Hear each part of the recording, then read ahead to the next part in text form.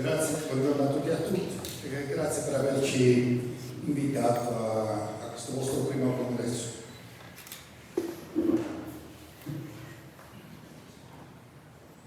Diversi o in tanti del nostro movimento hanno ritenuto che fosse opportuno che fossimo anche noi qui, quantomeno a testimoniare del rispetto profondo per quello che avete fatto fino ad ora e per quello che vi proponete di fare.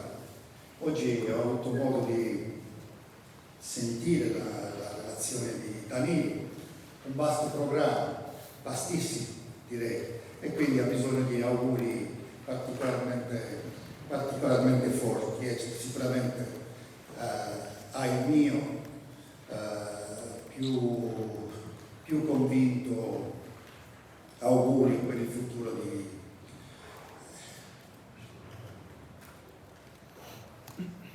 dell'apporto politico, dell'apporto che volete dare al futuro di questa nostra comunità sarda.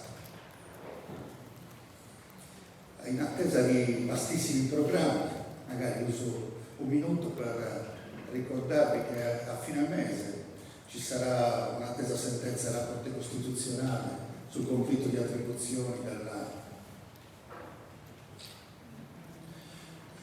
nota vicenda che ha portato all'elezione della nostra Presidente della Regione. A fine ovvero il 7 novembre ci sarà la sentenza probabilmente del ricorso in Corte d'Appello dopo la decisione negativa per la nostra Presidente nel primo grado.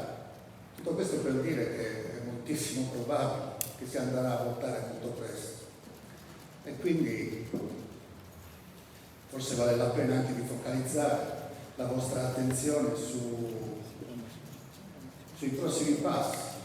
Difficilmente ci sarà un'altra nuova legge elettorale, difficilmente si adatteranno anche semplicemente a togliere o alleggerire uno sbarramento che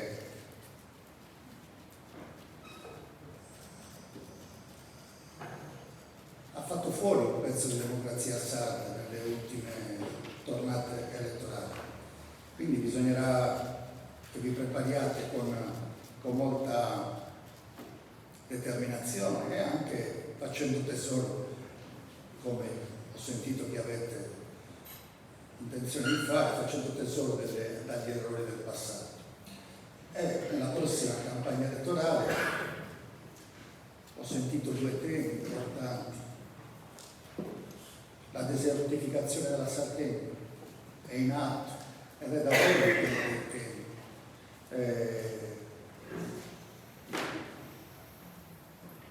Nella passata campagna elettorale abbiamo provato a parlarne. Io ho parlato di immigrazione e forse bisognerà alzare la voce su questo tema dell'immigrazione in Sardegna. Non basteranno i provvedimenti in favore della maternità, in favore delle famiglie, non basteranno le politiche appunto a favore delle nascite.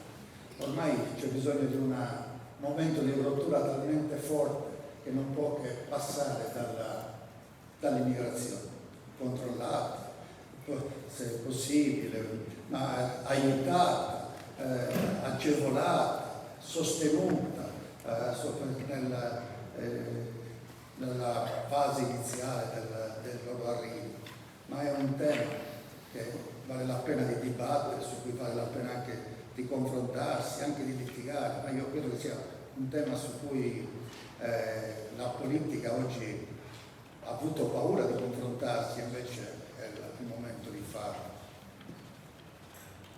La democratizzazione della produzione di energia, è evidente che c'è un abuso di potere oggi in Sardegna e in altri territori italiani per concentrarci sull'Italia, perché la produzione di energia è diventata l'Eldorado con il quale alcuni gruppi già ricchi possono ulteriormente arricchirsi in maniera enorme, senza troppa fatica, semplicemente abusando su leggi poco pensate. Credo che sarà un tema della vostra prossima campagna elettorale e altri li sceglierete. Io mi sono permesso di utilizzare questi 2 minuti per ricordarvi e per ricordarvi molto concretamente di preparare alla prossima tornata elettorale, perché non ci passerà tanto tempo. E per quanto voi abbiate dimostrato che è possibile continuare a fare politica anche fuori dalle istituzioni, non di meno, se si rimane fuori troppo a lungo ci si scoraggia e ci si perde per strada, che è esattamente quello che non deve succedere a voi, e quindi il migliore a voi da tutti voi.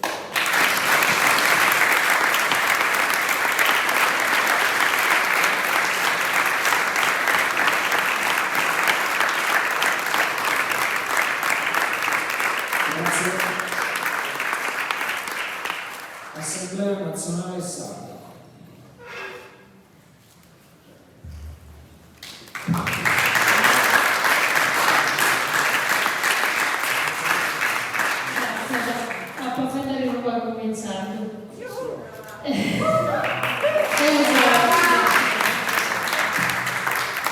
Io sono Elena Rubino, socia e coordinadora dell'Assemblea Nazionale Sarda. Questo programma, innanzitutto, non sarei pubblicata questo toppo, ho fatto solamente su curioso come Sardegna chiama Sardegna, e mescamente al presidente nou e a tutti i che sono stati eletti o a scarica. ANS è un associazione apartitico, plurale e democratico che triballa per fregare la coscienza nazionale in Sardegna. Integrare la coscienza nazionale, che renare a creare un cammino che ci permetta di tornare a comprendere chi siamo, che è la stessa cultura nostra, l'identità dell'altro.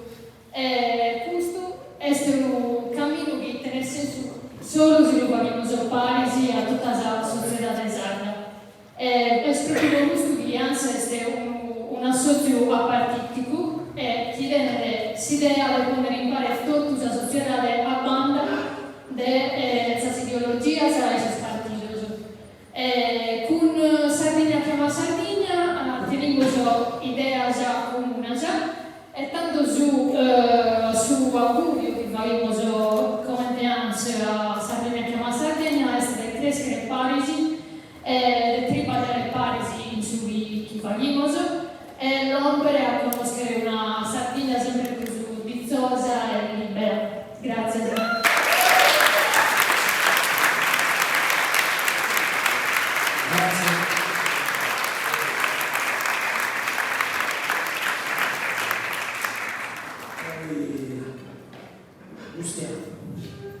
Sardegna Nazionale.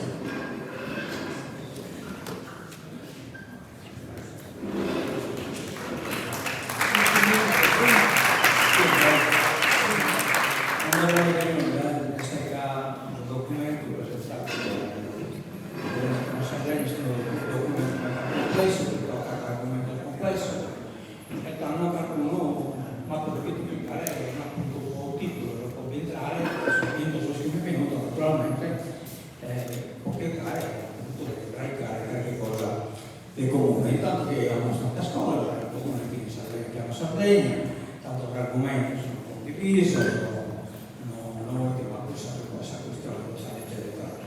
Come che scondiviso il fatto che la Sardegna oggi è in un momento di sofferenza, mettamante, insomma, e questa sofferenza è determinata dai fattori interni e dai fattori esterni. Ecco, queste inocche che cominciamo come indipendentista a stappare differenze su documenti base Sardegna chiama Sardegna, ma differenze costruttive naturalmente, non assolutamente le contrapposizioni. Partiamo per esempio sul concetto del sardismo.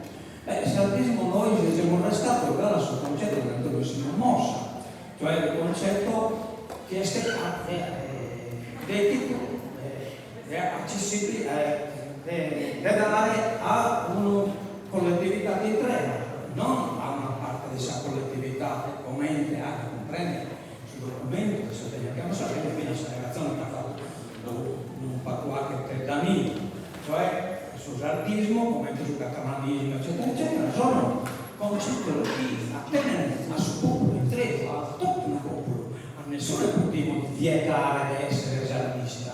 Non è che quindi è una questione né di categoria né di classe, ma neanche le organizzazioni politica. Ecco, noi spessiamo questo argomento hasta che resta da capire il suo documento del Sardegna che non Sardegna. Hanno veloce, ceto politico, amministrativo, elite globale, notariato locale. Questo è un po' sul concetto della borghesia comporadora, del popolo sardo, della Sardegna Nazione, e poi della borghesia notarile di Merler e della classe notarile di Vincenzo Vigareggio. Cioè più o meno stiamo individuando la stessa classe, cosa che intermedia sul rapporto di solidarietà e di sfruttamento sul popolo sardo si stato di sfruttatore ed è sul territorio sardo di sfruttato. Però non concordavano su questa mano compressora. Cioè, la mano compressora che determina questa compressione che all'estero è a che parte di una dinamica interna o di una dinamica esterna. E stinò il problema dal suo contesto del suo documento di appare scrivata per una mano compressora di dinamica interna, cioè del rapporto tra classe, ma usiamo questo termine tradizionale, la categoria della popolazione interna a Sardegna. Beh, noi spessiamo che sia che invece una classe derivata dall'intermediazione della solidarietà, che pensiamo questo rapporto che questi tra Stato e popolo sardo è tra due soggetti, tra due centri. Noi non diciamo per esempio sempre sui documenti sul rapporto tra centro e periferia. Non pensiamo che sia determinata questa sofferenza da un rapporto tra centro e periferia, cioè da una dinamica interna a un contesto, cioè sul contesto del sistema italiano, ma pensiamo che sia una dinamica esterna tra due contesti, tra due centri, uno che è il centro dominante e uno il centro dominato. Cioè per qualche sintesi, insomma, cioè pensiamo che il rapporto non sia di discriminazione, ma sia di dominazione, cioè lo Stato italiano quindi non discrimina la Sardegna, ma la domina. Quindi in questo rapporto di dominazione nasce la sofferenza di questo popolo. Lingua sarda, lingua co-ufficiale, lingua sarda co-ufficiale, però poi il documento narra che è contraria alla artificiosa standardizzazione. Sì, ma scusate non fa, componiamo si spesa intera. Voi pensate che sia possibile rendere coefficiale la lingua di Sardegna? Veramente pensiamo scusto che è possibile anche di scuola il libro del testo di una classe differenziato, che magari va a Garulese, poi va a qualcuno di loro la chiesa dello Budolese o qualcuno di Olbia. Pensiamo davvero che sia possibile anche una differenziazione. Vabbè, scusate, poi lo do iscritto, che è veramente, comunque gli intervento su lingua co-ufficiale, questione sacra contemporanea, poi Stato nazionale è da superare, cioè lo Stato lo deve superare come internazionale, poi Statuto e riforma, italianità chieste a 70 poi regionalismo differenziato, popolo in costruzione, questo è un concetto che ha poche di trattare, lo popolo non si costruisce, lo popolo bisogno, cioè si costruisce l'organizzazione, ma non si scopre. Vabbè, ma è stato complesso tornare in due parole. Unitarietà, alleanze, poi Sardegna di cose, Sardegna di tutto e poi tocca sottolineare una cosa clara. Ecco, in quale contesto è sul documento di Sardegna chiama Sardegna? È in un contesto italiano, è in un contesto della nazione sarda, in quale contesto è, cioè la prospettiva. Il quale contesto è pensata. Scusate, non lo stesso, solo concetto ma è stata ancora complessa e complessa una faccia dedicata.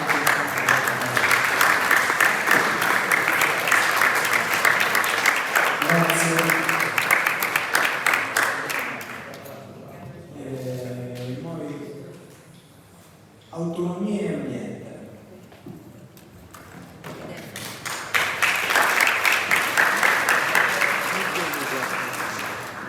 Buonasera a tutti, buonasera a tutte e grazie a Sardegna, a Chiama Sardegna per questo graditissimo invito. Per autonomia e ambiente anche per EFA, immagino che voi nominate anche nel documento. Non avevate necessità di invocare le Butte Rosa perché come io sarei arrivata in ogni caso.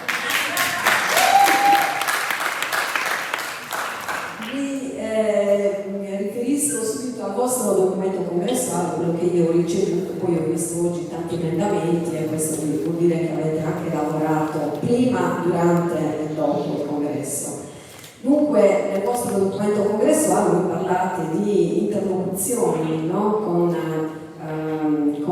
delle formazioni politiche europee, in questo caso avete nominato EFA e The Left, e questo già vi fa onore perché avete intenzione di non perdere, ovviamente volete radicarvi sul territorio e quello che state lavorando già per questo, ma senza perdere di vista quello che succede in Europa, perché in Europa vuol dire essere protagonisti senza essere la ruota di scorta dell'Italia.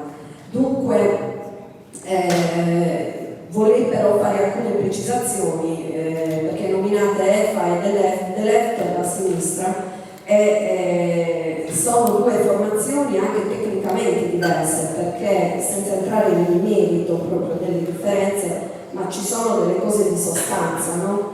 Perché EFA è un soggetto politico che è la somma di oltre 40 partiti che arrivano da tutti i territori d'Europa, molti territori d'Europa, partiti che rappresentano i cosiddetti popoli senza Stato, anche minoranze linguistiche, ed è la somma di questi partiti, quindi in EFA si costruiscono anche progetti sintetizzando i pareri e le posizioni politiche di questi partiti. Dunque sono partiti che sono radicati nei propri territori, non sono funzionali al centralismo degli stati dai quali arrivano, e questa è una differenza che io direi sostanziale. EFA quindi testimonia una visione della società che è costruita sulla valorizzazione delle diversità, le diversità, e non è sicuramente una società che vuole essere schierata su base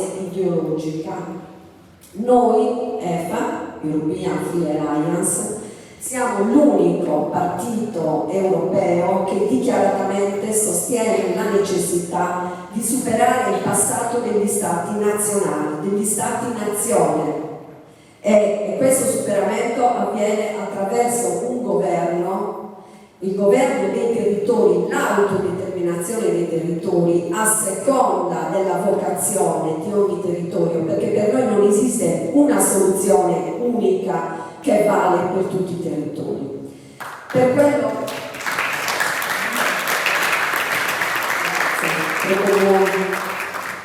per quanto riguarda autonomia e ambiente, che è praticamente il corrispettivo nel territorio italiano di EFA, tutti i valori che io ho appena enunciato valgono anche per autonomia e ambiente, ed è per questo che European Free Alliance ha assunto autonomia e ambiente come proprio osservatorio, coordinamento e filtro nel territorio italiano, compresa la Sardegna.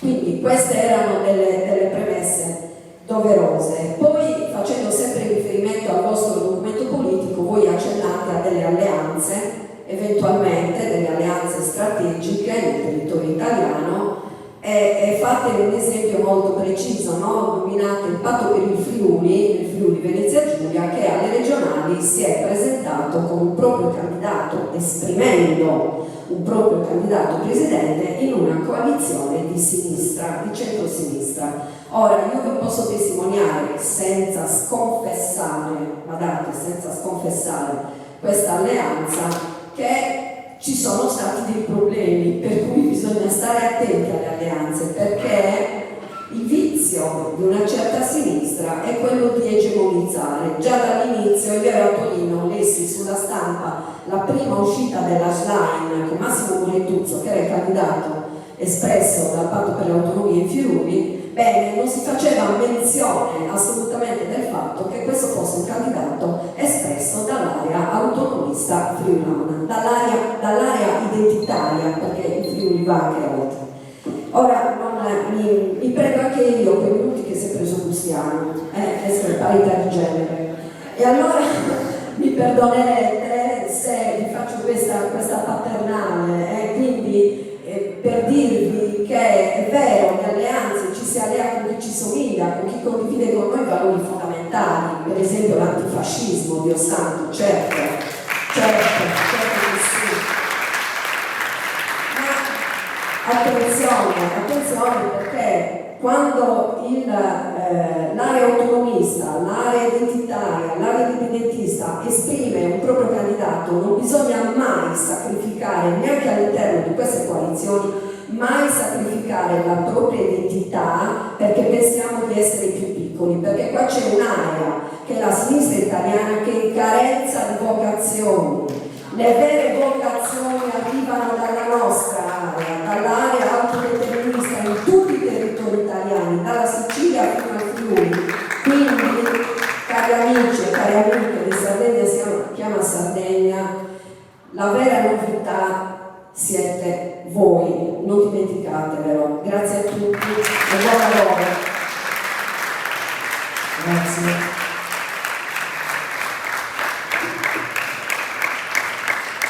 Adesso c'è un rappresentante del comitato del coordinamento dei comitati sardi contro la speculazione energetica. No? Allora proseguiamo con i partiti. Chiamo a parlare il rappresentante di Libero.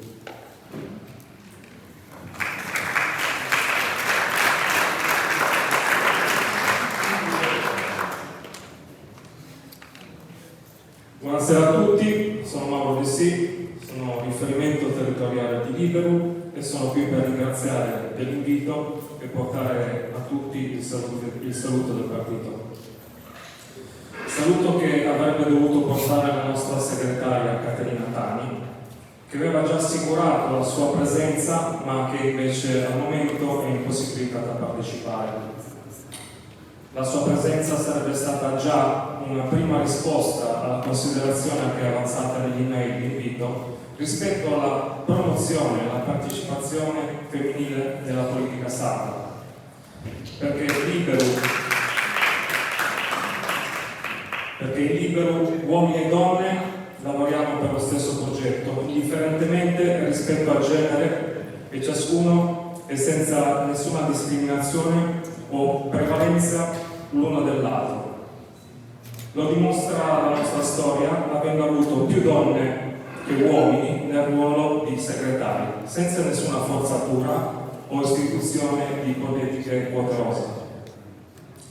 Però senza polemica, ma per chiarezza di posizione, chiediamo anche che sia corretto che ogni organizzazione decida legittimamente da chi farsi rappresentare di volta in volta.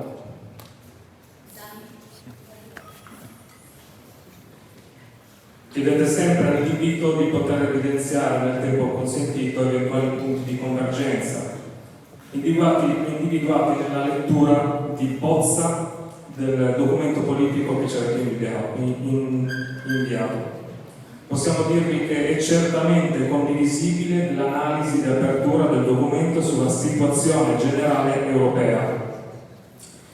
Innegabilmente l'Unione Europea non solo non appare come un'entità politica propria, ma al contrario un'entità servita agli USA e con lo sguardo rivolto solo ad una parte del mondo.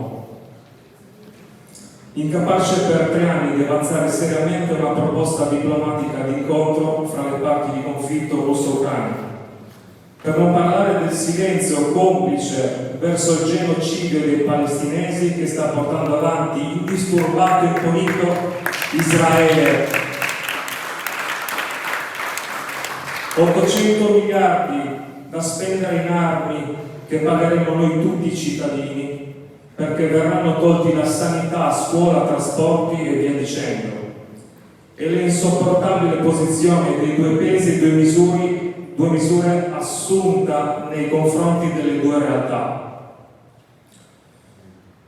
Tirano venti di guerra in Europa ed è necessario opporsi e cambiarla.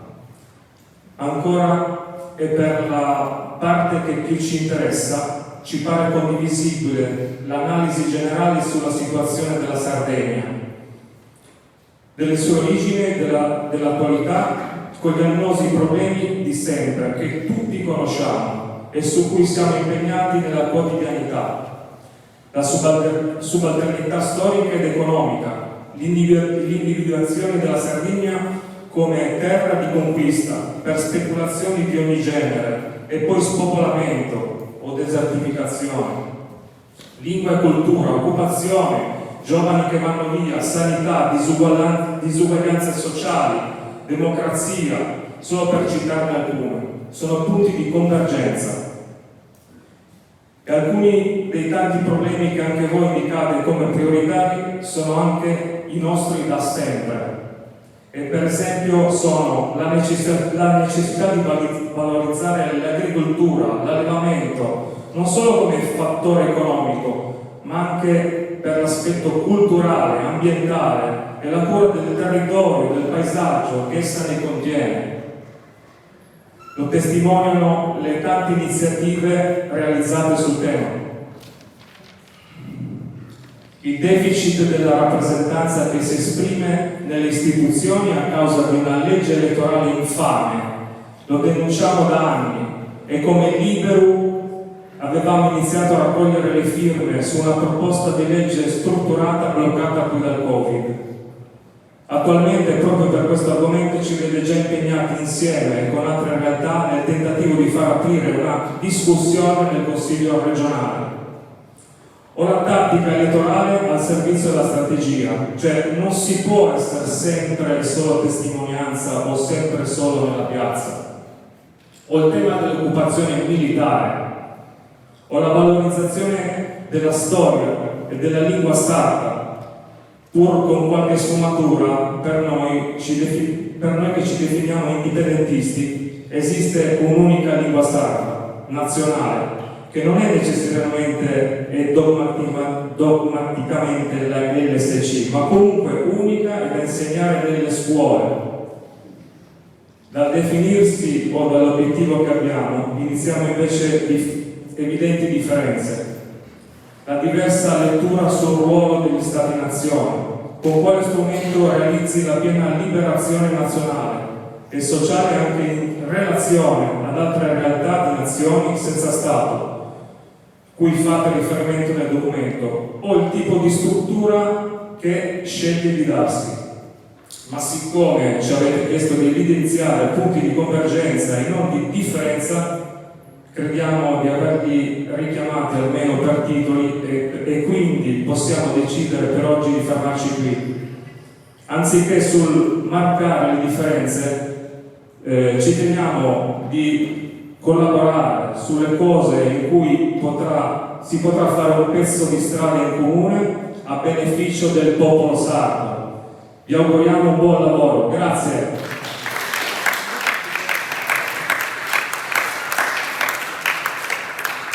Bene, grazie. Chiamo a parlare il rappresentante del subalterno sardo, Pisdaz.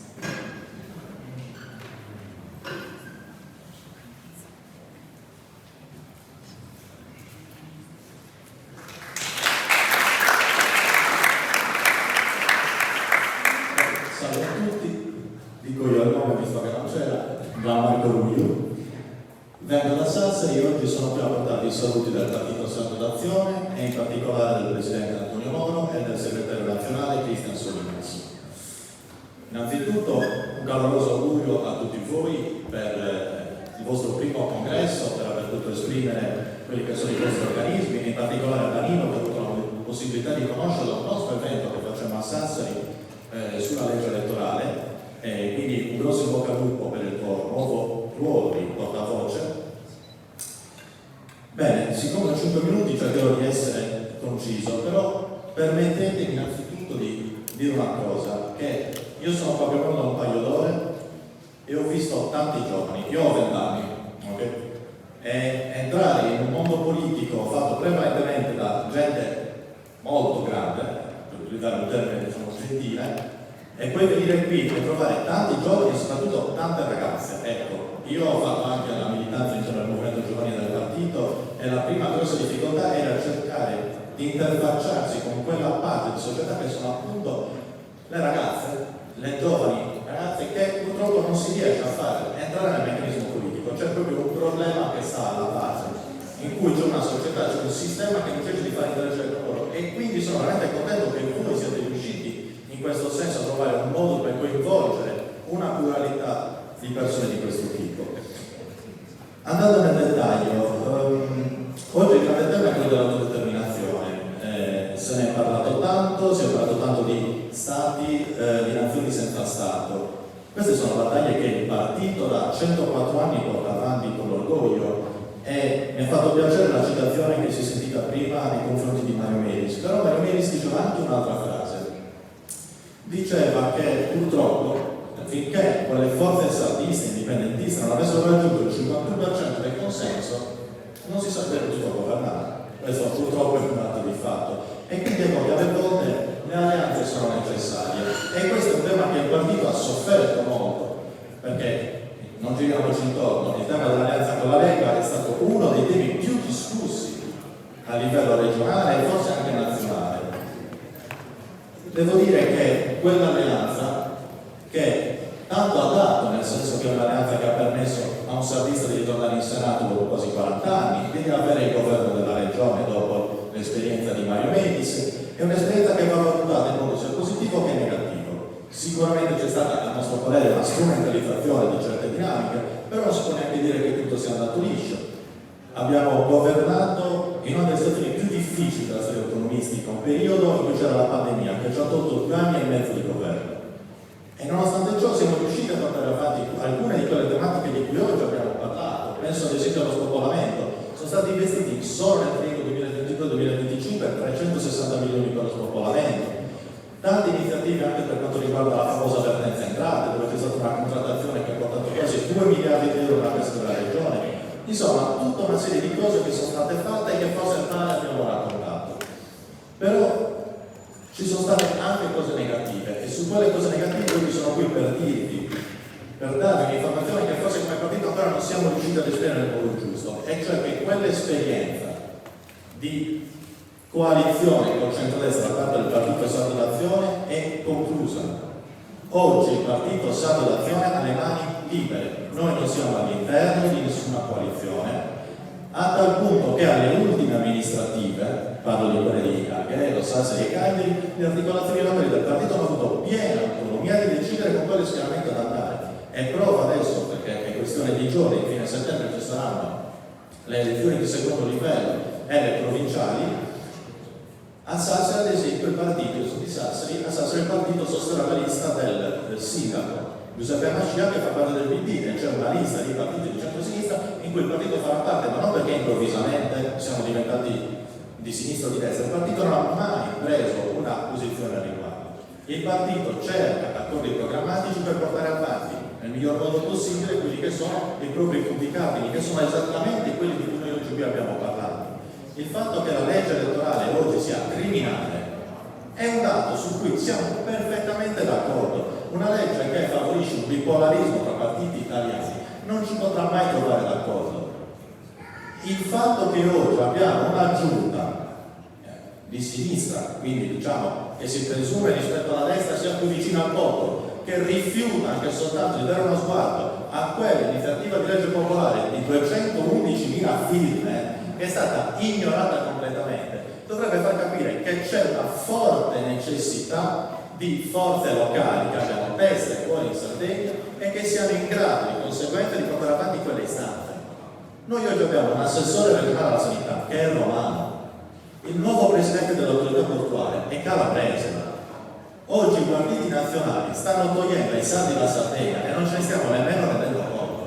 Oggi più che mai è necessario, per questo sono contento che oggi anche Sardegna Chiama Sardegna abbia avuto la possibilità di fare un congresso.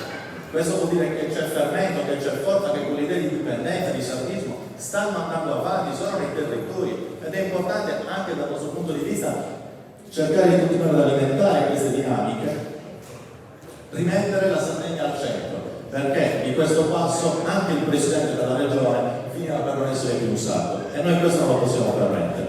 Quindi buon congresso a tutti, grazie per l'invito e soprattutto forza Paris. Grazie. Grazie.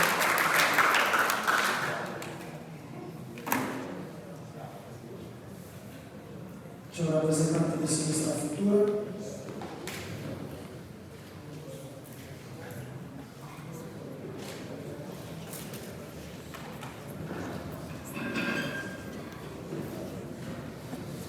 Grazie, sono Pietro Pani, dell'esecutivo regionale di Sinistra Futura.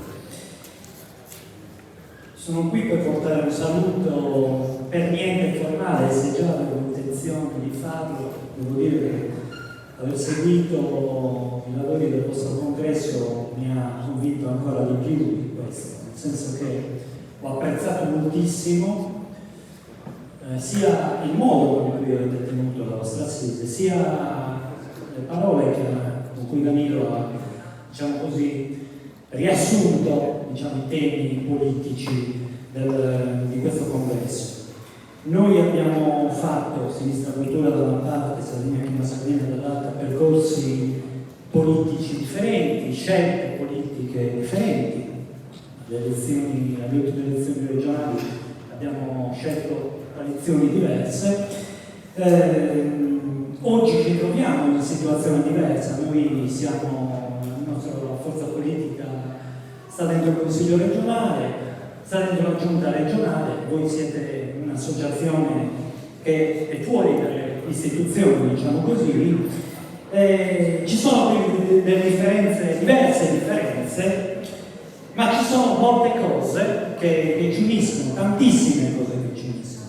Le cose che ho sentito oggi sono delle cose che noi per la stragrande maggioranza potremmo assolutamente sottoscrivere, sia, diciamo così, dal punto di vista programmatico, ma se mi permettete anche da un altro punto di vista, e cioè da quello dei valori che stanno dietro questo programma.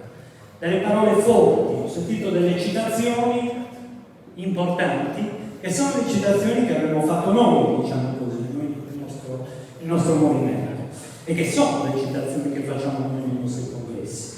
Abbiamo tenuto qualche mese fa la nostra conferenza di organizzazione Borsa, in cui abbiamo lanciato praticamente la nostra associazione. Sono stati per me quella di allora e questa di oggi due, come dire, boccate di ossigeno nella politica così difficile di questo periodo. Ci sono quindi valori fondanti che ci trovano uniti e ci sono dei valori fondanti sui quali noi ci siamo anche confrontati in questi mesi. Il tema della pace veniva ricordato, il tema del lavoro veniva ricordato, ma dico anche alcuni temi su cui forse abbiamo sfumature diverse, il tema della difesa del territorio dagli assalti speculativi. Sicuramente ci vede sullo stesso piano di difesa, diciamo, appunto, del territorio, anche se con scelte che molto probabilmente facciamo in maniera diversa. Soprattutto ci siamo incontrati in questo lungo periodo, nell'ultimo anno, in una iniziativa molto importante che abbiamo lanciato dal basso insieme, noi Sardegna Chiama Sardegna, insieme a tante altre associazioni, sul tema, Sardegna Nazione per esempio, sul tema della nuova legge elettorale. Io spero che, come dire, le profezie di prossime elezioni regionali, elettorali a breve termine non ci siano, soprattutto perché questo ci consentirebbe, quantomeno, di arrivare alle prossime elezioni regionali. Non mi pronuncio su questo, ma di arrivare alle prossime elezioni regionali davvero con una legge elettorale completamente cambiata, che va nel senso delle cose che diceva Danilo e che diciamo noi e che abbiamo detto in un anno di iniziative pubbliche che abbiamo fatto insieme. E in queste iniziative pubbliche che abbiamo fatto insieme abbiamo imparato a conoscerci. Le nostre differenze rimangono, i nostri percorsi diversi rimangono, ma abbiamo imparato a conoscerci e ad apprezzare tutto quello che ci unisce. Allora io credo che dopo il congresso, dopo la conferenza che abbiamo fatto noi e che ha per noi sancito comunque un punto di organizzazione, dopo la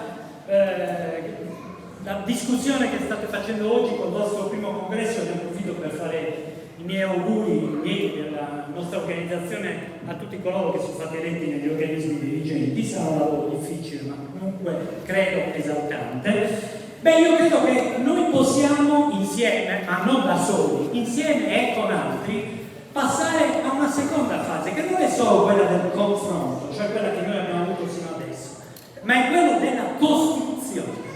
Siamo impegnati tutto sommato nella stessa cosa, cioè di costruire un movimento sulla base dei valori che oggi sono stati riportati, che noi abbiamo enunciato. C'è la possibilità di costruirlo e c'è la necessità di costruirlo. Noi stiamo facendo un lavoro difficile dentro le istituzioni, nella giunta regionale, stiamo cercando di portare avanti il programma che abbiamo offerto ai cittadini prima delle elezioni, stiamo cercando di portare avanti, in particolare nell'assessorato che noi dirigiamo, che è quello della pubblica istruzione e alla cultura, alcune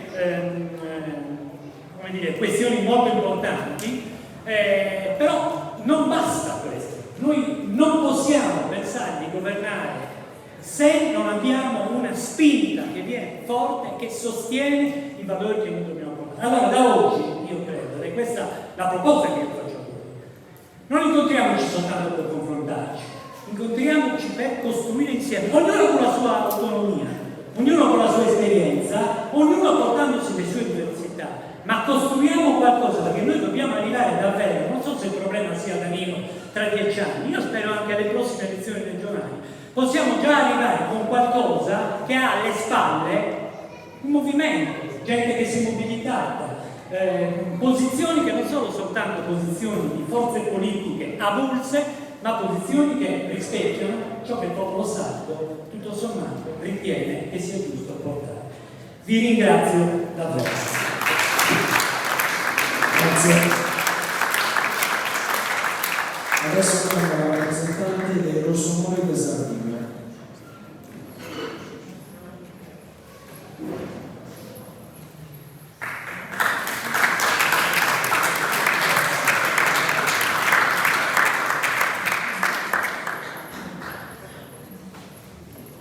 Grazie e buonasera. Naturalmente ringrazio Chiama Sardegna per l'invito. Porto i saluti dei Rossomori e vi auguro buon lavoro, non oggi, che i lavori sono quasi ultimati, ma buon lavoro in futuro. Noi abbiamo tante cose che ci accomunano, ne indico due. Una è la diagnosi, l'analisi che voi avete fatto sulle questioni locali e sulle questioni nazionali e sovranazionali. Non aggiungo niente su quelle questioni che ho letto nel vostro documento e ho sentito qui, perché tutti noi sappiamo a che livello di degenerazione sono arrivate le cose. Poi abbiamo un'altra cosa importante che ci accomuna, e cioè la dimensione regionale. Questa non è una diminuzione, è una scelta per noi e sicuramente anche per voi. Ed è una scelta che arriva da un'idea. L'idea è che c'è un livello nazionale e un livello sovranazionale che sono arrivati a un punto di non ritorno.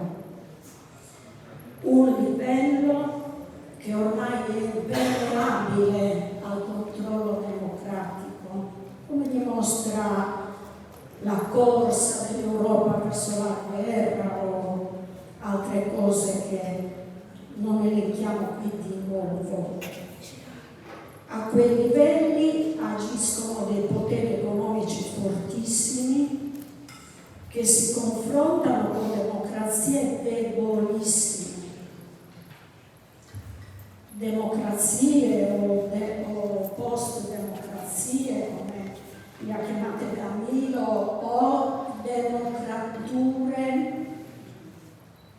democrazia e dittatura, perché c'è incertezza ormai anche nell'uso delle parole.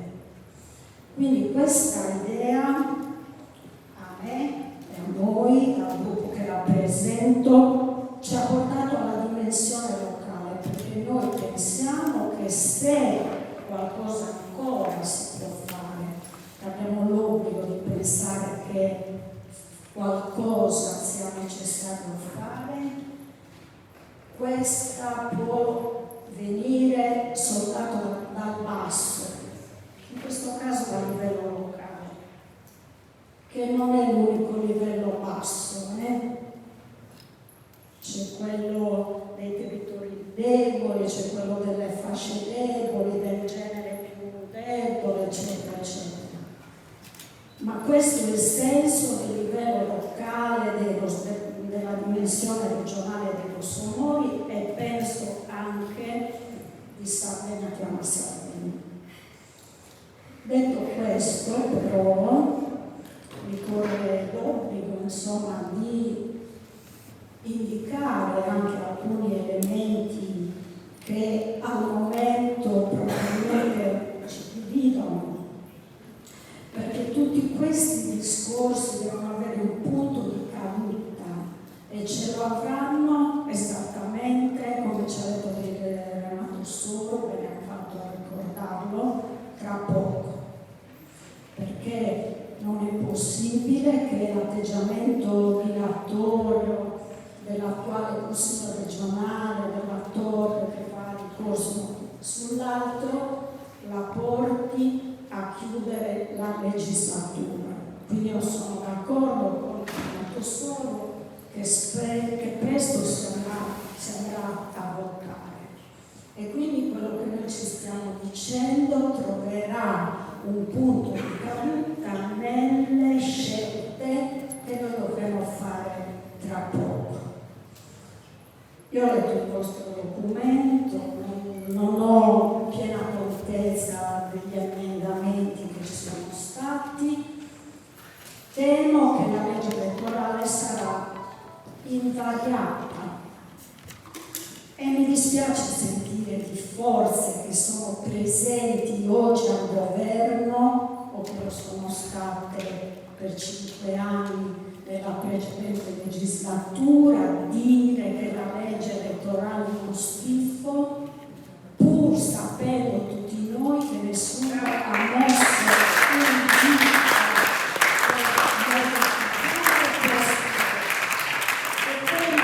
purtroppo che così continuerà, quindi si andrà a votare, temo, con la medesima legge elettorale, la stessa uscita di Piero Comandini che istituisce una commissione speciale, che a me ricorda la commissione speciale di Putin.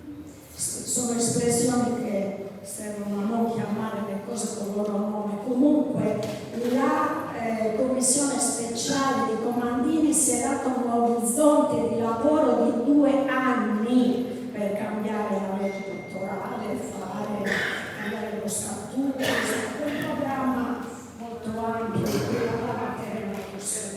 Ammesso che tra 2 anni siamo ancora al governo, saremo sotto elezioni e forse quella sarà il pretesto per non modificare la legge elettorale sotto elezioni. Quindi do per scontato che noi andremo a votare di nuovo con questo schifo di legge elettorale. E forse lì, allora, emergerà ciò che ci divide, perché noi pensiamo che per affrontare le criticità enormi di questa terra che Danilo ha bene raccontato, non è utile affidarsi a chi quelle criticità le ha generate e non accenna neanche lontanamente a fare una briciola di autocritica, non accenna ad assumere una briciola di responsabilità.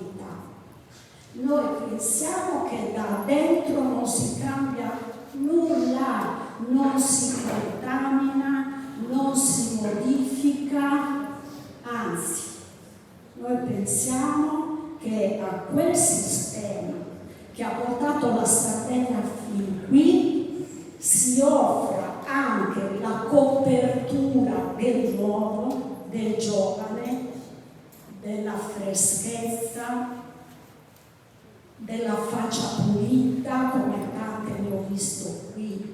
Quella è una copertura che consolida il sistema, non lo cambia, perché si validano certi rapporti di forza che non permetteranno a nessuno di modificare in modo strutturale le cose.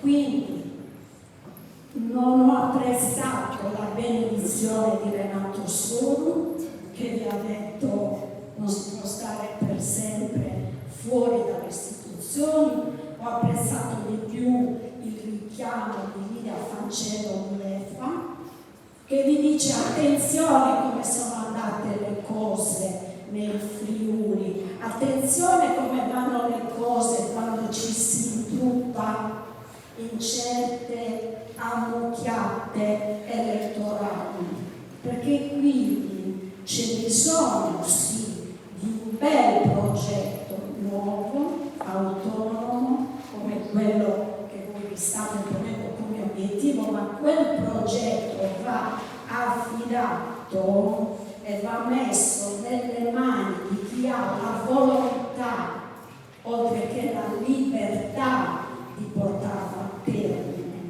Non può essere realizzato un progetto di questo tipo, di vera emancipazione della Sardegna. Questo è l'obiettivo che ci accomuna.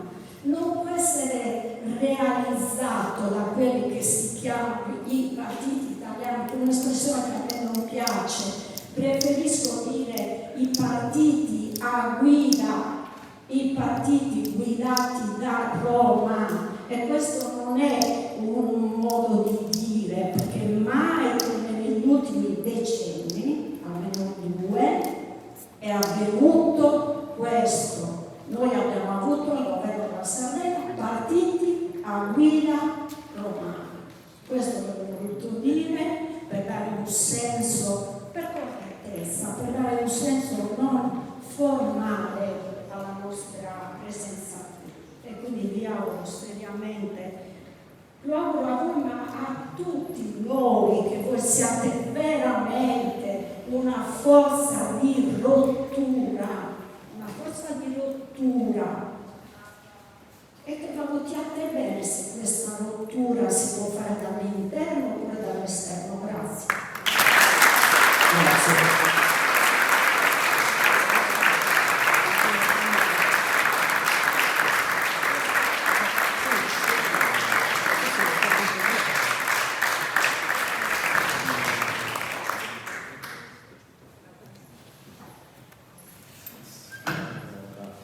Andiamo avanti. Sardegna possibile.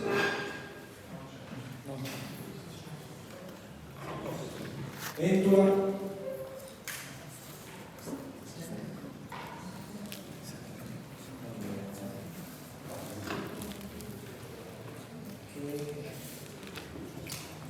Nei movimenti a Foras, non una di meno, GL.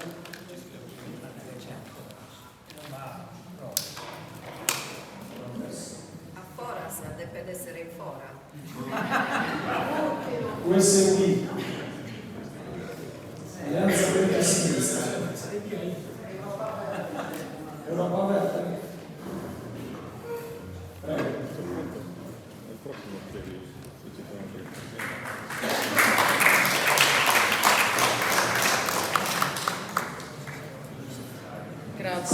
Buonasera a tutti e a tutte, complimenti per essere superstiti ancora adesso.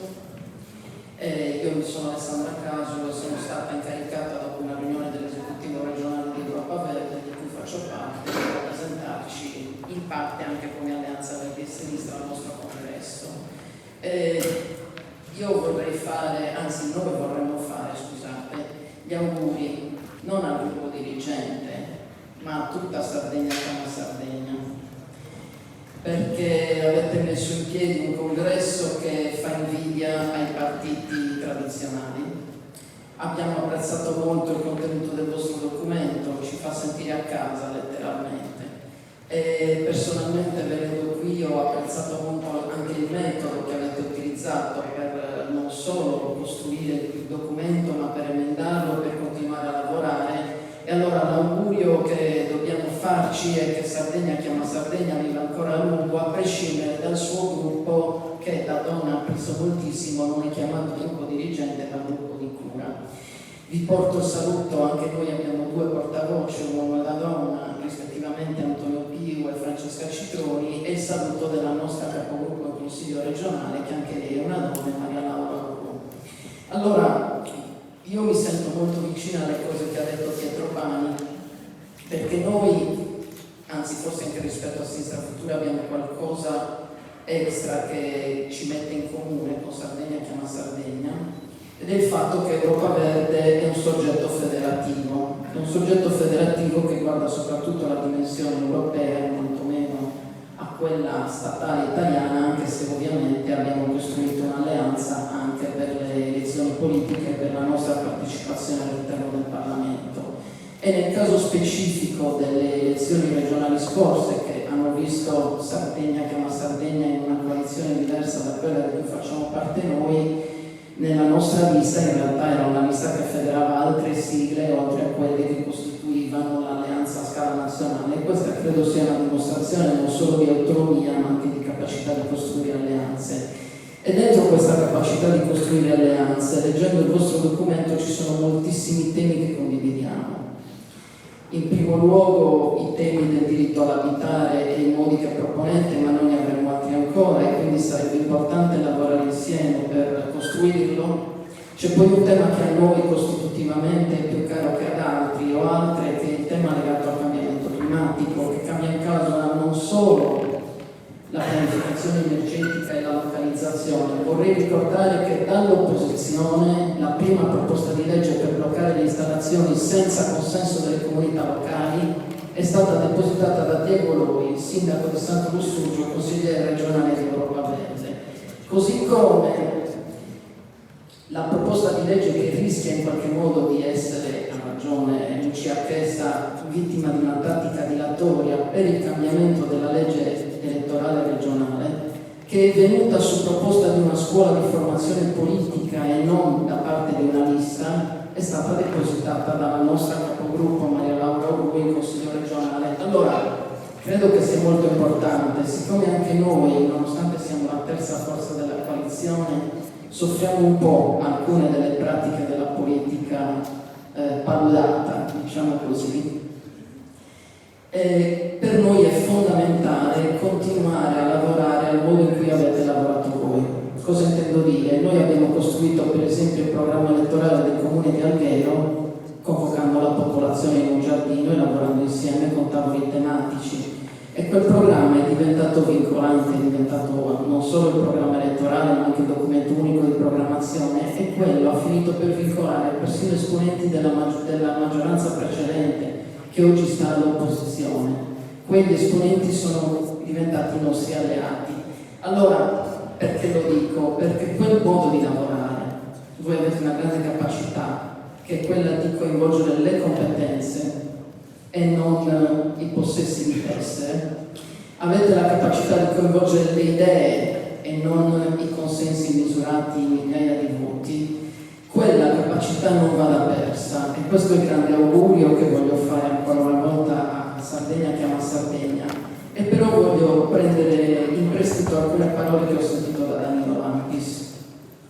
Ha parlato spessissimo di ponti. Ora i ponti, io per vostra disgrazione ho laurea in ingegneria, si appoggiano su spallette, una su una sponda e una sull'altra. Non sono sicura che sia possibile cambiare le cose restando sempre al di fuori del sistema. È molto più facile, a mio modesto avviso, o più efficace probabilmente, ed è quello che ci ha fatto diventare militanti di Europa Verde. La maggior parte di noi che fa parte oggi dell'esecutivo regionale della nostra federazione viene da esperienze civiche, non da esperienze di partito. E la cosa importante è avere alle spalle un popolo che spinge e stimolare il potere politico istituzionale paludato a cambiare. Allora il mio grande augurio è questo, che se vogliamo agire da dentro le istituzioni noi possiamo, sui punti su cui siamo in grado di convergere, il cambiamento climatico, l'energia, le politiche di difesa del territorio che sono i temi più cari, ma anche la città attiva non solo per le persone anziane ma per tutti e tutte noi, e le politiche per battere la desertificazione, su cui sono totalmente d'accordo con Daniela Falconi. Ecco, usateci come una spalla su cui appoggiare un ponte che possa dentro le istituzioni inserirsi e lavorare, a volte dall'esterno, a volte dall'interno, ma sapendo che su quella spalletta del ponte, su quella sponda, c'è una pressione fatta di intelligenze e di idee e non di becere questioni che vorremmo vedere superate. Quindi grandi auguri a Sardegna Chiama Sardegna e ci aspettiamo che Sardegna Chiama Sardegna chiami anche Europa Verde a collaborare. Grazie. Grazie.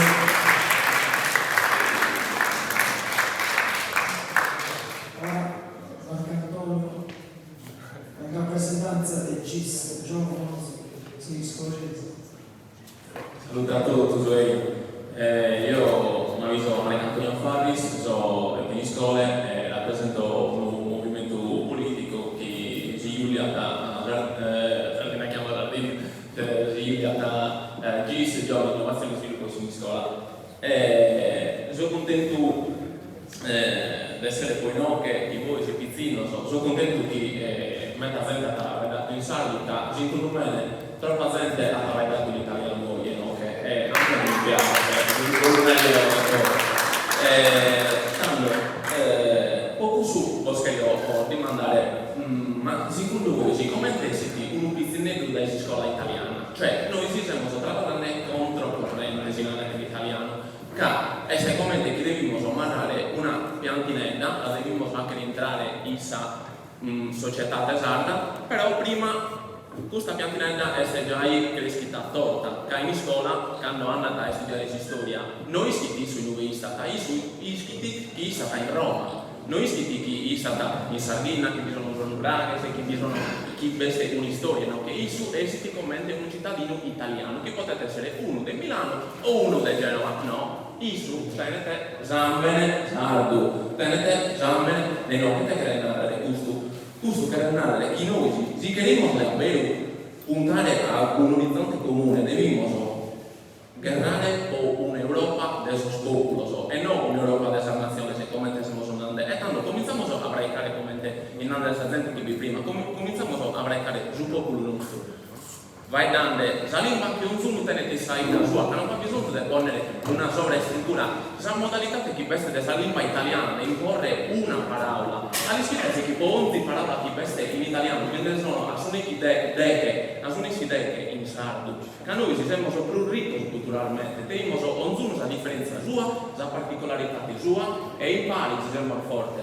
Ma non dobbiamo andare tutto canto si sbagliato, che non abbiamo visto tanta sacramatura sa dell'umbio. Queste Sardegna Chiama Sardegna, Libero, Isdaz, Sardegna Nazione, ma come ti si avete a affrontare una legione romana, già che non so dai Solomonte se tutto tanto so sbagliato, prima proprio ieri, poi ho provato a Isse.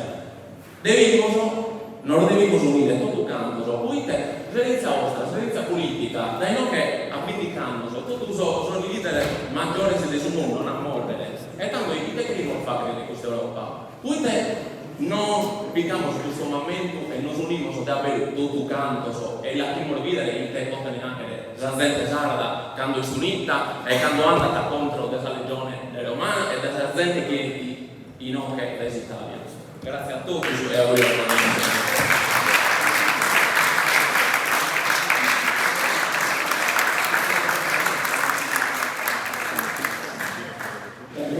ringrazio. Ora chiamo a concludere i lavori la portavoce cristiana Cacciapaglia.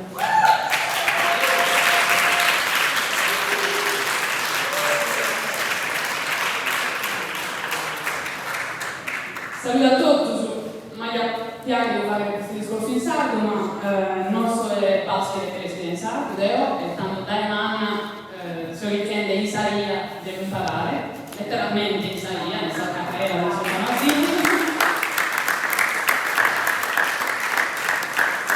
e devo imparare a usare questa variante cosa mea, questa usinca, un locutore sulla imballata, perché sono Cristiana Cacciapaglia, appunto vengo da Bosa e mi tocca l'onere e l'onore di portare la voce e queste tante voci insieme a un compagno Danilo.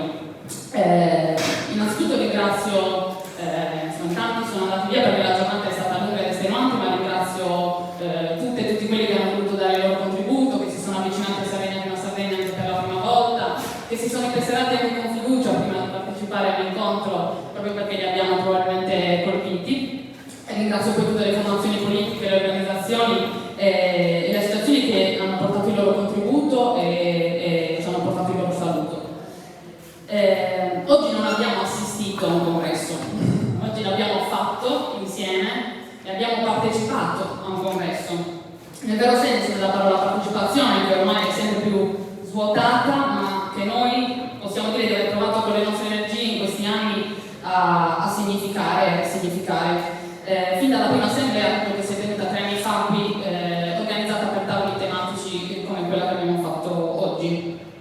Abbiamo quindi partecipato tutti insieme a un atto fondativo che apre un mandato triennale di lavoro politico collettivo, di strutturazione sempre più solida sui temi e sui territori e di consolidamento e approfondimento delle metodologie che ci portino a praticare una politica realmente diversa e che ambisca ad essere trasformativa rispetto alla realtà che viviamo.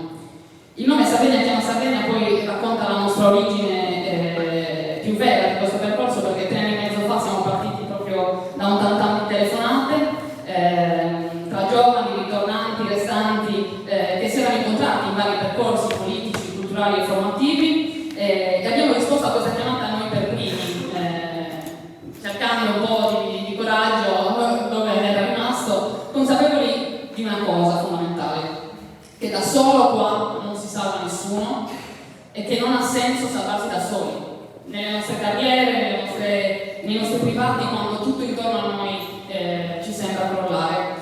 In un'isola di comunità ferite, spopolate e lacerate abbiamo scelto di prenderci la nostra responsabilità, consapevoli che portarne in carico insieme è meno gravoso che farlo da soli, appunto. E da soli è facile essere sopraffatti alla rassegnazione e al senso di impotenza verso un futuro che vediamo sempre più precario, una precarietà sempre più totale in questo presente in cui assistiamo in diretta a delle distopie che ci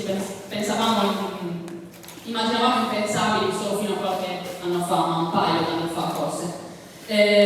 In questo contesto abbiamo scelto di fidarci dell'intelligenza collettiva e di animare un percorso che alimentasse in noi per primi l'entusiasmo del fare politica insieme, trovando insieme la sintesi che è sempre migliore delle singole tesi che portiamo come individui. E questo è un lavoro duro da fare, faticoso, abbiamo tutti stanchi alla fine di una giornata del genere, perché la digestione collettiva dei temi, delle questioni, per passare dai problemi alle soluzioni e alla costruzione di proposte, l'ascolto, l'apertura e quindi la democrazia in sostanza.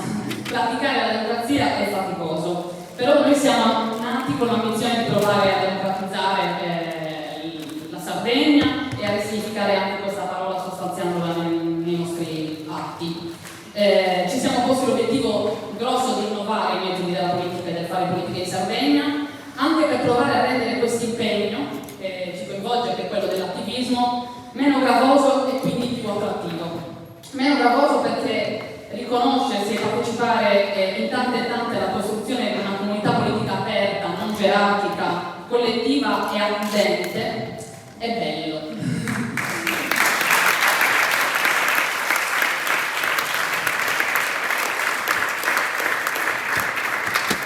E sapere che quando tu non puoi c'è qualcun altro che può è importante.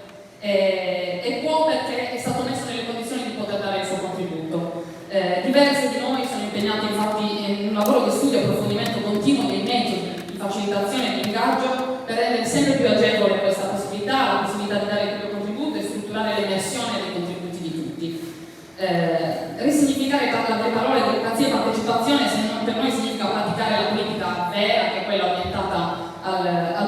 collettivo, quindi non la politica delle oligarchie, del clientelismo che trasforma i diritti in favori, che si ripiega su se stessa per perpetuare le proprie posizioni di potere e allontana così la fiducia delle persone, soprattutto di chi sta ai margini e fuori dai giri e non beneficia di queste clientele.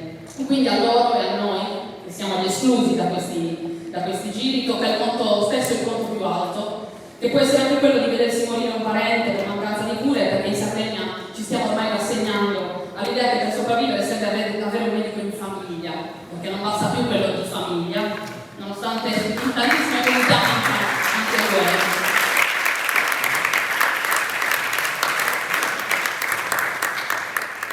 E quindi noi ci fondiamo per dare sostanza e struttura a questa chiamata, che è una chiamata sempre più urgente all'azione e all'organizzazione collettiva. Vogliamo lavorare con il nostro impegno la storia a cui sentiamo di appartenere e scriverne un futuro diverso. Vogliamo mettere le nostre intelligenze, competenze e l'entusiasmo al servizio di un percorso lungo, ostinato e strategico verso l'autodeterminazione e il benessere economico, culturale e sociale che solo da essa può derivare. Siamo nati per far arrivare questa urgenza perché più tempo lasciamo passare senza riuscire a incidere nell'agenda politica sarda e nel destino dei nostri territori e più sarà difficile, perché ogni afflato e pulsione atavica in questa direzione ci troveranno sempre meno, sempre più vecchi, sempre più rassegnati, sempre più divisi. Quindi non è in gioco poi solo la sopravvivenza di luoghi e persone, ma la reinvenzione di un modello di civiltà sarda basato su un nuovo equilibrio tra comunità, ambiente e produzione, come ricordava bene Danilo. Le classi dirigenti passate e presenti continuano a pensare di rispondere a questa policrisi che ci attanaglia con politiche frammentarie. Noi invece mettiamo il contrasto alla crisi demografica e alla desertificazione, giustamente richiamata con forza, al centro della nostra proposta programmatica e in premessa, come chiave che cerca di tenere insieme le disuguaglianze territoriali, la marginalizzazione socio-economica, l'erosione culturale, le disuguaglianze di genere e i vari strati di subalternità che ci sentiamo addosso. E lo abbiamo detto e chiarito nel documento politico che oggi abbiamo discusso e votato insieme. Gli obiettivi sono molto più grandi di noi, sono molto ambiziosi e quindi ci fondiamo con l'ambizione di essere superati.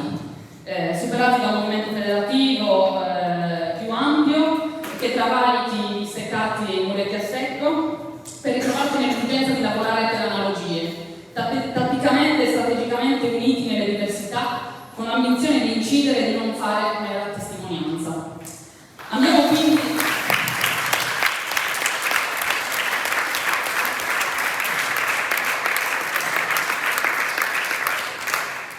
Andiamo quindi ad essere superati, ma siamo qui a fondarci e strutturarci per lasciare un'impronta forte in questo percorso, dei limiti che non debbano più essere valicati.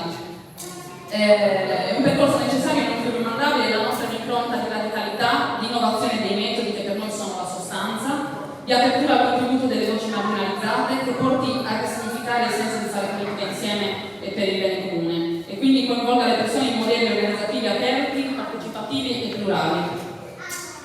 Siamo nati per suonare una sveglia, perché è tempo di animare i processi di gestione collettiva che ci portino dai problemi alle soluzioni, perché dei problemi ce ne siamo resi conto in questi 3 anni animando i processi partecipativi e raccogliendo le voci delle persone che si sono sentite di lasciare la loro. Dei problemi qua siamo tutti molto ben consapevoli, perché sono ferite aperte nelle nostre vite quotidiane, li abbiamo ricordati in tanti: la sanità, lo sfascio, la cura familiare che grava sempre solo sulle donne perché c'è un sistema socio-assistenziale totalmente inadeguato, la disoccupazione, le dipendenze, la dispersione scolastica, la povertà educativa, il disarmo demografico e produttivo, l'abbandono delle campagne, tutti i rischi ambientali connessi, i trasporti e collegamenti che ci vedono veramente confinati di fatto in continuità territoriali che sono inesistenti.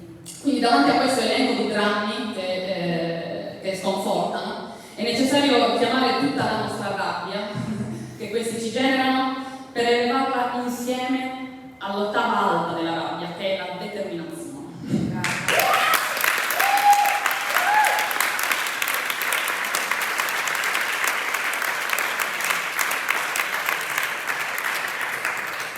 Siamo quindi determinate, siamo radicate e radicati nei nostri contesti, ma forti delle nostre radici comuni e della forza delle relazioni e delle connessioni tra le nostre vite, tra le nostre dimensioni private e nostre aspirazioni come individui, come comunità e come popolo. Voci, visioni e aspirazioni che hanno trovato e trovano in Sardegna che una Sardegna un terreno fertile per emergere e farsi grandi insieme. Apro la metafora, scado un po' nella friccatoneria che fa sorgere il naso a Danilo, ma abbiamo dei linguaggi diversi, forse siamo insieme nella nostra diversità anche per questo. A me piace l'idea di pensarci bosco. Pensarci come un sistema dove la cooperazione e la connessione sono le uniche strategie che rendono possibile la sopravvivenza di organismi stanziali e fissi, che sono un po' come noi, che siamo benedetti o condannati a questa stanzialità in quest'isola confinata dal mare. E quindi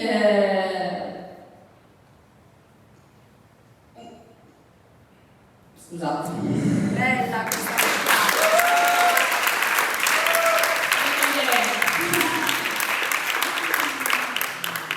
Sentiamo tutti un senso di appartenenza per questa terra, ciascuno in un modo proprio particolare, e un senso di appartenenza che trova anche nuove chiavi, deve trovare nuove chiavi per essere politicizzato. Una terra che, come ci ricordano i palestinesi, dalla viva voce portata a Senegal da Francesca Albanese grazie all'associazione Interna della Zona d'Oro per una Esos Poetas, la terra...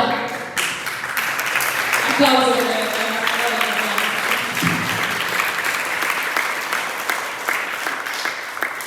che ci apre queste occasioni di questi atterraggi di bellezza. La terra non è il posto che si vive, ma è chi si è. E Francesca Albanese ci ricorda anche che noi come sardi possiamo capirlo molto bene, questo sentimento che i palestinesi provano appunto da morire più che lasciarla. Ma lo sa anche un ragazzo del 2000, mi fa piacere citare questa cosa, un ragazzo del 2000, una generazione che oggi ho scoperto si chiama Y, forse, 2003-2004, non lo colloco, però in una canzone che tratta proprio del tema delle migrazioni, che questo ragazzo probabilmente vive con una rabbia non rassegnata, nel ritornello dice: non dico chi sono, ti dico da dove.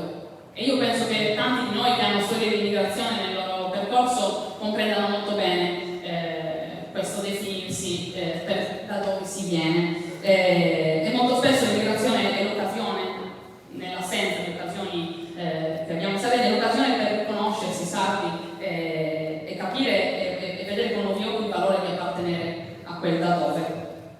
L'ambizione che abbiamo quindi è movimentare processi capaci di parlare anche a queste nuove generazioni che non sono politicizzate ma che hanno questi sentimenti e che li esprimono anche nell'arte e nei loro mezzi espressivi, ma che ci parlino per coinvolgerli, non per guadagnare il loro voto con campagne, cacci e slogan a 2 mesi dal voto. È un processo molto faticoso, ci siamo interrogati anche in Italia sui metodi, sulla comunicazione per portarci ad arrivare anche a quelle fasce, ma è un processo necessario, lungo e faticoso, perché si tratta di aprire nuove strade non percorse, e quindi queste vanno costruite. Il documento politico che abbiamo approvato oggi sarà la traccia del mandato dei prossimi 3 anni, ma sempre aperto alla discussione, all'implementazione, all'integrazione che avverrà poi nei tavoli tematici, territoriali, nei momenti seminariali e di partecipazione, insomma, che ci contraddistinguono.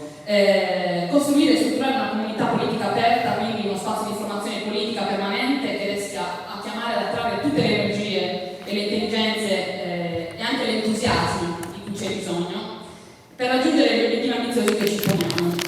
Servono energie per costruire narrazioni collettive che parlino del futuro che vogliamo vivere, riconoscerci in queste narrazioni, e per farlo appunto serve tanto entusiasmo, perché l'entusiasmo è un'energia rinnovabile e si genera e si alimenta insieme.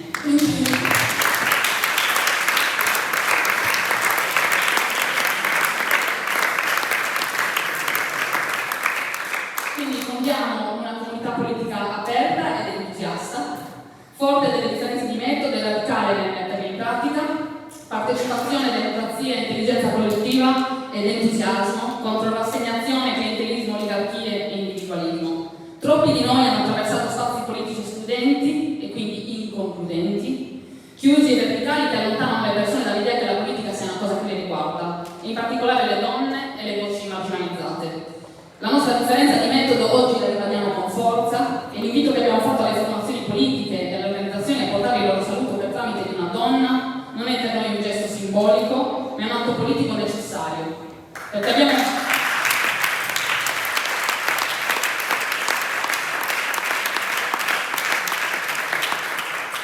abbiamo fiducia nei modi femminili di fare politica e vogliamo darci forza a vicenda per prenderci lo spazio che ci spetta, senza trovarci a voler imitare dinamiche maschili per emergere, aiutandoci insieme a costruirci,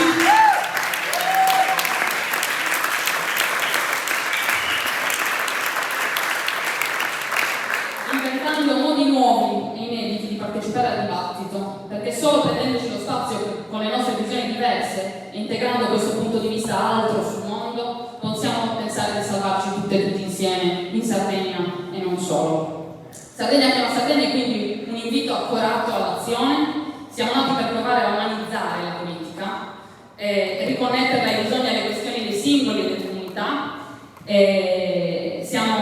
Vogliamo essere la voce che fa alzare altre voci, radicate, radicali, inclusive, determinate, e ci prenderemo cura di questo percorso con metodo e coraggio, continuando ad ascoltare, accogliere e portare le nostre voci per incidere insieme sul presente e sul futuro di questa terra che amiamo così tanto.